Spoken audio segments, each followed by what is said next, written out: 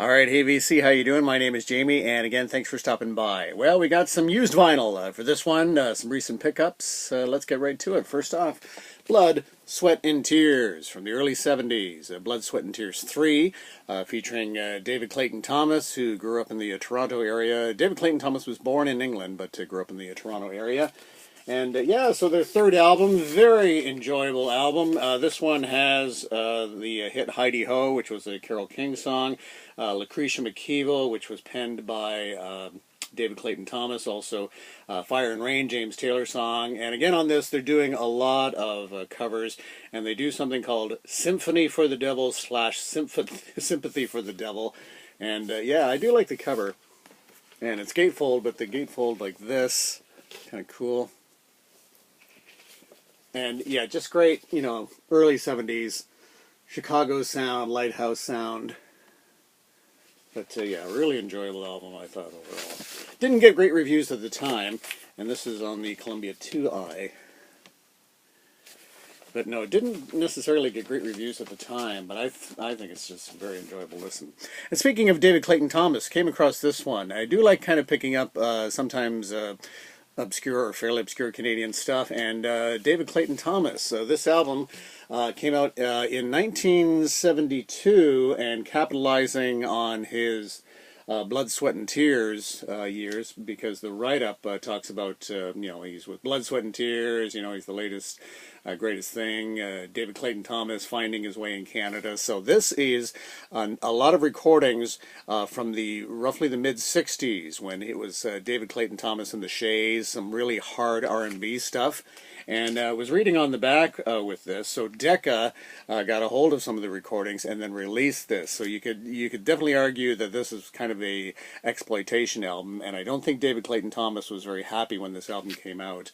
And it says here that they took the cuts here to Decca's 16-track studio and added the element of the distinctive heavy instrumentation David works with today.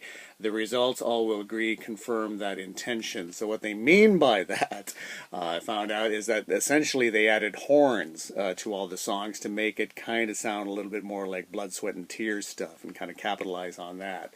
And so it's the original recordings from the 60s. A lot of them hadn't been released before, but with horns added. Overall, I don't think it's necessarily a bad thing. It doesn't sound that bad. Sometimes when instrumentation is added, you can really tell the difference, you know, particularly if they add strings and things like that. But the horns added aren't too bad. Overall, it's vintage stuff.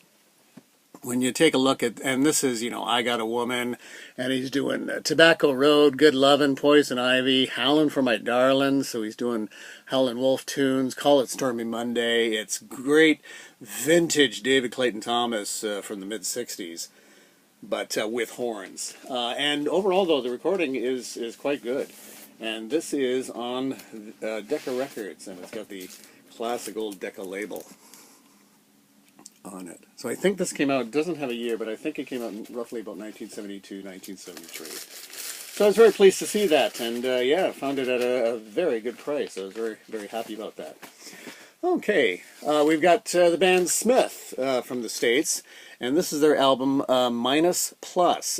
Smith had a hit with the track Baby It's You, again another cover song, and the lead vocalist was a woman, Gail McCormick, and the title kind of suggests it's kind of psychedelic. I wouldn't call it psychedelic. It's kind of a mix between rock and kind of stuff, and then that sort of early 70s sound with female vocalists in bands, almost kind of like the Poppy Family to that end, or Original Cast, One Tin Soldier. It has that kind of sound to it. There's the back, but I do love the cover. Absolutely love that. And this was on the Dunhill ABC label. And I think this may have been an American pressing, because there doesn't seem to be any indication that it's Canadian pressing. So, yeah. Love that cover, though. Love that cover. Okay, and speaking of a great cover and a great album, I was thrilled to pick this up for a very good price. And this, I believe, is an early Canadian pressing of the classic Iron Butterfly In-A-Gadda-Da-Vida, because it does have these little things here that is indicative of some early Canadian pressings, where they have this little beaver there that says printed in Canada on Canadian paper, and then they have the Buy Canadian thing. But what can you say, an absolute classic album, and it was still in the shrink. And on the Atco label, but I had never seen this particular version. I know there's so many different Atco labels, but I had not seen this particular version of the Atco label. Plays great, as I say, still in the shrink, and it does look like it was an early copy. At least an early Canadian pressing, so really happy about that one. Yeah, just In-A-Gadda-Da-Vida, what can you say? 17 minutes long, side 2. Just love it. Okay, now we'll switch gears a little bit here. Boomtown Rats, The Fine Art of Surfacing. So this, of course, contains the big hit, I Don't Like Mondays. And, of course, this is the slightly longer version as opposed to the single edit version. But overall, this is really a good album. I was quite pleased with this. And very happy to see, do like the back, sort of the overall artwork here. And was very happy to see the inner sleeve included. And it's kind of weird, the writing's kind of upside down, and then you flip it, and then that sort of thing. Certainly Bob Geldof. And what was interesting, when I put this first on, I'd never really heard the entire album, but I went immediately, of course, to I Don't Like Mondays, listened through and then flipped it. But I Don't Like Mondays is the first song on side 2. But I kind of liked the way it sounded with I Don't Like Mondays kicking it off, and then just the way it seemed to kind of stretch out on side 1, but it wasn't intended that way. And it got me thinking of sometimes there are albums where, for whatever reason, you put on side 2, and then it's hard to listen to it the same way when you know it's supposed to be side 1 and then side 2. I remember picking up Kiss's Love Gun, and I went right to Love Gun, and I still to this day have a hard time, because Love Gun is the first song on side 2, even though it's the title track of the album, and still to this day I have a hard time hearing it with Love Gun on side 2, that sort of thing. But I don't know if there's any other albums that you've put on in the past, or even more recently, where it's like you went to side 2, but you should have been playing side 1, and it's hard to listen to it the other way. I don't know if there's any examples. But Love Gun for me always comes to mind, and kind of this one too. It seems like it should have started off with I Don't Like Mondays, but there you go. Very cool. Very cool. All right, we've got Manfred Mann's Earth Band, the classic Roaring Silence. Now, as you can see, this is a slightly later pressing. This is a Canadian pressing. The album came out in 1976 with the great hit Blinded by the Light, the Bruce Springsteen song.